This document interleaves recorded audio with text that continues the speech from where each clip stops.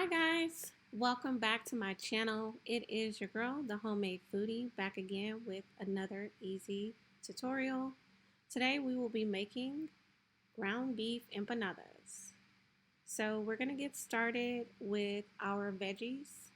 We have two types of bell pepper, red bell pepper and green bell pepper, a yellow onion, and about 3 cloves of garlic. I'm going to do a large dice on these just to get them started.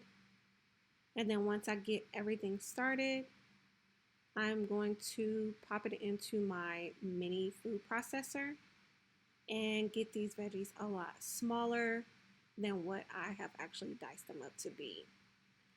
This is my take on what is considered a sofrito.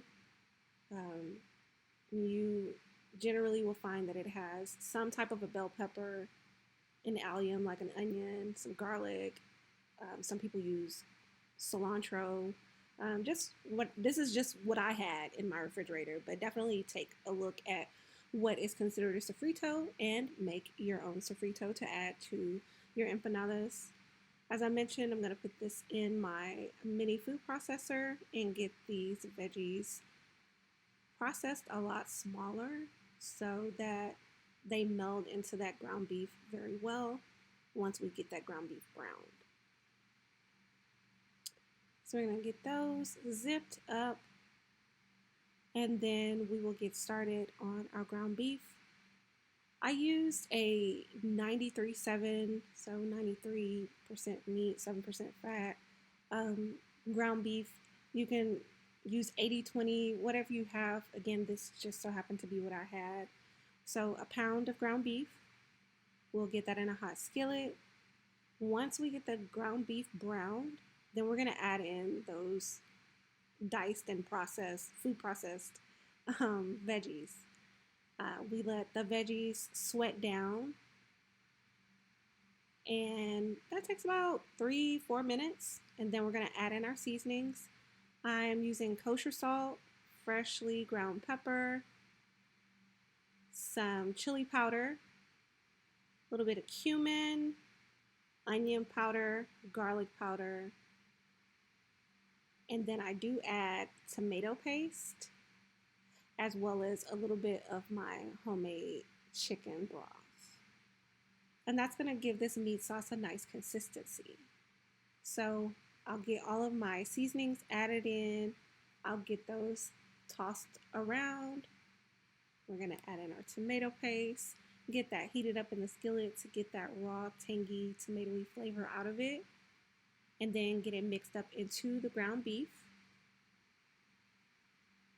I ended up adding just a little bit more of that tomato paste. So about 2 tablespoons per pound of ground beef that I think would be appropriate. Again, get that tossed together. And then we'll add in a little bit of chicken broth to get all of the flavors off the bottom of the pan and to get everything simmering for about 10 minutes. So basically what you want to look for is just to see this broth evaporate a little bit. It's going to go down by about half. Once it goes down by about half, your meat sauce is done. We're going to take it out of the skillet and let it cool before we can actually fill our empanada dough. So we let this, again, continue cooking, let that chicken stock evaporate out. I think around this point is where I felt like, okay, most of that liquid has evaporated. So now we can transfer this into a ceramic bowl and let this cool for about 30 minutes or so. I started doing other things, so could have been longer, could have been shorter than 30 minutes. But we got our flavorful meat filling there, set to the side now to cool. Once our ground meat has cooled, we're going to get our empanada dough, and you can make fresh empanada dough if you like, but Goya has a great product. And I use just the 5-inch rounds. They have larger ones, but these I find are sufficient for like appetizer size but if you wanted it for like more of a meal, they do have larger rounds. So we get those filled, and then I press them with a fork, and you can also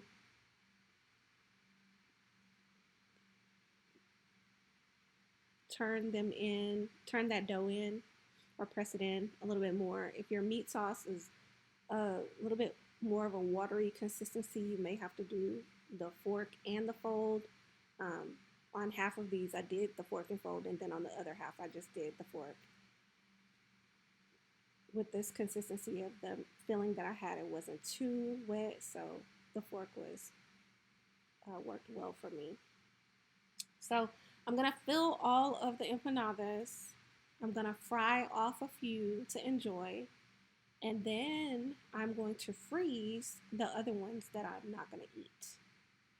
And the great thing about that is that they freeze, I would say, good for about a week, maybe 2 weeks. And you can pop these in the air fryer, spray them with a little bit of avocado oil if you want a healthier snack, or you can just deep fry them again. And these take about 3 minutes per side. Really, this is all a personal preference. When you're frying, it really is just going to depend on how dark and golden and lovely and brown you like for it to be. I think it took about 3 or 4 minutes per side. I end up double flipping them because I do like mine to be quite crispy.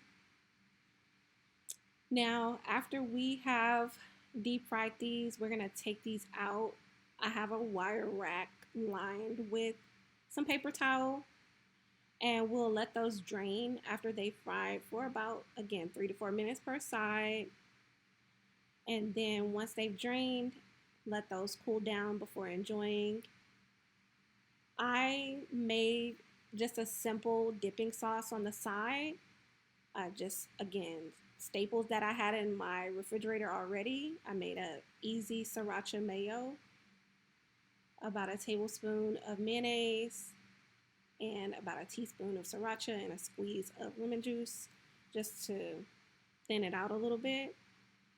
Worked just fine. I've also enjoyed these with salsa, pico de gallo. So just however you want to add your dip or anything you want to add in addition to it, it is lovely to have. Or these are even good just without any dip. So guys, please like and subscribe. There will be more tutorials coming out soon. And let me know if there's anything you guys want me to make in particular. I really just kind of go based on what I see that's popular kind of going around. These are just one of my favorite snacks to make, so I was like, I want to share this recipe with my friends. So I hope y'all enjoy them as much as I did.